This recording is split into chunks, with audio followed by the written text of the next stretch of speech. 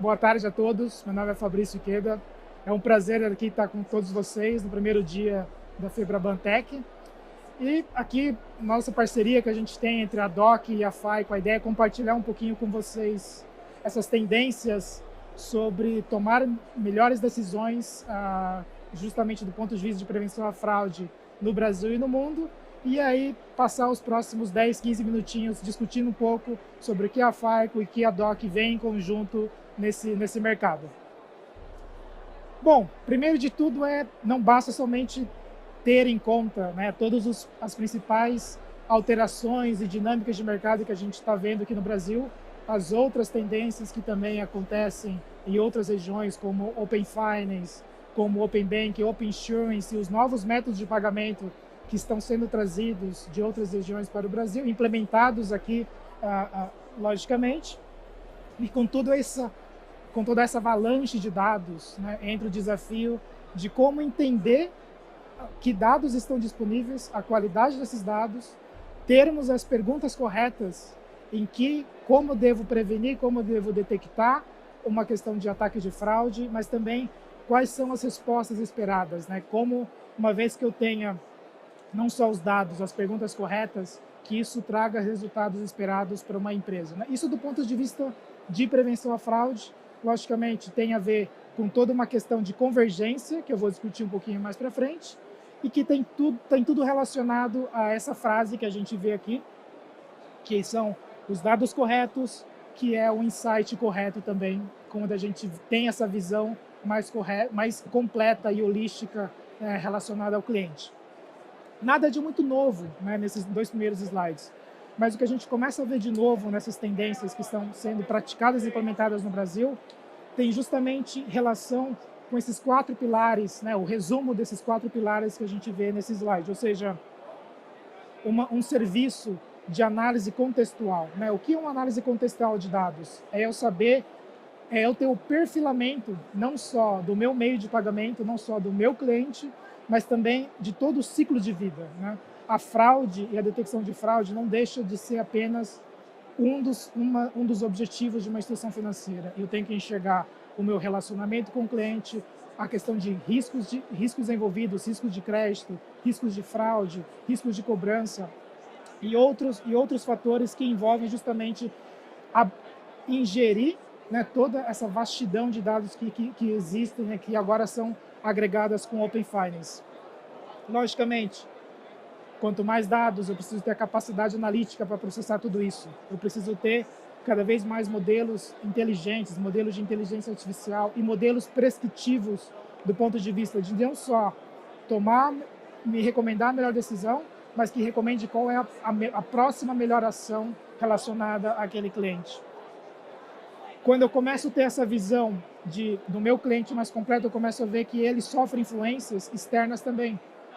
Ele sofre influências da rede de relacionamento que essa pessoa possui, dos meus amigos, familiares, de que informação essas informações auxiliares podem ser utilizadas também relacionadas à tomada de decisão.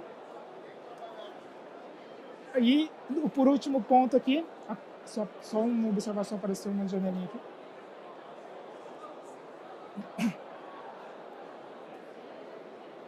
E o último ponto é justamente essa questão de comunicação e relacionamento com o cliente que eu havia mencionado anteriormente, que é toda a ação reflete numa reação também do cliente relacionada às minhas ações, quando eu recuso, ou quando eu refiro uma transação, ou quando eu investigo e tomo qualquer tipo de comunicação com o meu cliente.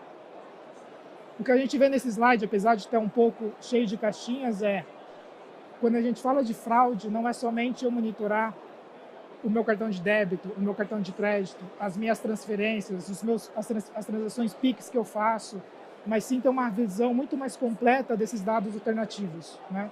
O que a gente vê do lado direito, por exemplo, utilizar cada vez mais os dados demográficos, utilizar cada vez mais os dados disponíveis nos nossos dispositivos celulares ou dispositivos móveis. Eu visualizar também informações comportamentais, né, que eu havia mencionado antes. Quantas horas eu fico no meu celular? Qual que é o meu custo? Qual que é o meu hábito de consumo? Onde eu costumo utilizar mais o meu cartão? Onde eu costumo fazer mais transações Pix? que tipo de transações eu costumo fazer, qual a periodicidade que eu faço isso. Então, todas essas informações, com o Open Finance, todos vocês sabem cada vez mais, vão ficar disponíveis para essa tomada de decisão. E outra vez, tomada de decisão não é só do ponto de vista de fraude. Agora, as tomadas de decisões passam a ter essa visão cliente. E, logicamente, meu objetivo aqui é justamente alavancar o meu negócio, que o meu cliente esteja cada vez mais contente, que o meu NPS seja cada vez mais eficiente, que o meu objetivo, apesar de ter, às vezes, caminhos tortuosos, mas eu tenho essa visão completa de onde eu quero chegar. E, para isso, nesse próximo slide, eu exemplifico bastante, que é a questão de fraude, que é a penúltima caixinha, é apenas um dos fatores. Quando eu começo a ter esse perfilamento, essa visão cliente, cada vez mais eu entendo qual que é a capacidade de crédito dessas pessoas, como que eu democratizo mais o uso dos meus produtos financeiros, como que eu incremento o meu monitoramento e para os serviços de autenticação para a minha base de clientes finais, e como eu também uso cada vez mais processos de autenticação inovadores, ou seja, eu tenho cada vez mais novos fornecedores, novas fontes externas, fontes alternativas de fazer autenticação. Com a entrada do Open Finance, entra um conceito de fora, né, chamado Strong Customer Authentication, e cada vez mais empresas vão oferecer esse tipo de serviço. Algo interessante com o Open Finance vai ser que no checkout do meu carrinho eu posso escolher meu N meios de pagamento, mas também eu vou ter N opções de autenticar, e tudo isso vai ser transparente, sem impactar a venda no processo final. De onde vem, né, todos esses insights? Vem justamente de algumas pesquisas que a FICO tem feito, né, nos últimos anos. Uma dessas perguntas dessa pesquisa tem a ver o que o cliente final pensa dos meios de autenticação e segurança. Um ponto que vale ressaltar é justamente que 31% não entende, né, ou não entende muito bem qual o fator de autenticação e como fazer esse processo de autenticação. E os outros pontos destacados aqui mostram justamente a debilidade que existe nesse processo de autenticação, né? Seja 23% entende que é um processo cíclico, é um loop, você pedir a senha, depois um token, depois a identificação facial ou outros fatores de autenticação.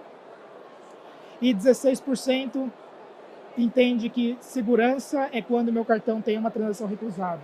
Logicamente, com um entendimento totalmente equivocado, né, e do que as empresas e que as instituições financeiras estão buscando.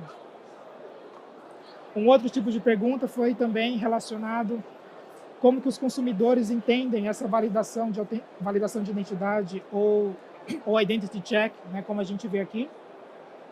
E existe uma percepção, logicamente, essa percepção no Brasil e na América Latina tem relação com a implementação do mundo de cartões de transações que a gente chama de 3D Secure, né, transações autenticadas, seja com a versão 2.0 ou 2.2. Mas essa percepção dos consumidores vem com a nossa realidade. Com esses novos meios de pagamento, existem novos riscos e existem novos métodos de autenticação que nós, como consumidores finais, também temos que nos identificarmos, né? Por exemplo, quem aqui já não fez um Pix, tem que entrar no aplicativo, entrar no processo de autenticação, seja com senha, seja com token, ou seja com biometria, e assim sucessivamente. Né? Transações com cartões também passam a utilizar esses meios de autenticação. E o interessante, dessa pesquisa também que a gente realizou foi o impacto. Enquanto na pergunta anterior a gente via que o consumidor final vendo que uma transação recusada é um meio de proteção, mas também isso impacta as métricas de negócio, ou seja, quando a gente vê o Brasil com quase 60% dos consumidores que desistem de utilizar aquele produto financeiro por ter uma transação recusada, que a gente chama de falsos positivos, né, ou false declines, nesse caso, passam para a concorrência, né? E assim sucessivamente quando a gente vê para outros países, Chile, Colômbia, Índia, México, Tailândia, talvez os países mais desenvolvidos a porcentagem acaba sendo um pouco menor, mas o impacto de negócio que é evidente independente da empresa, independente do país, o impacto é de pelo menos 40% de perda dessas vendas relacionadas a falsos positivos. E somente uma conclusão, né, para essas novas tendências que a gente vê é, quando a gente fala de convergência, não é mais convergir produtos, canais de determinados produtos com ponto de vista de prevenção, detecção de fraude. Convergência, outra vez agora, que fraude é apenas um pilar do negócio.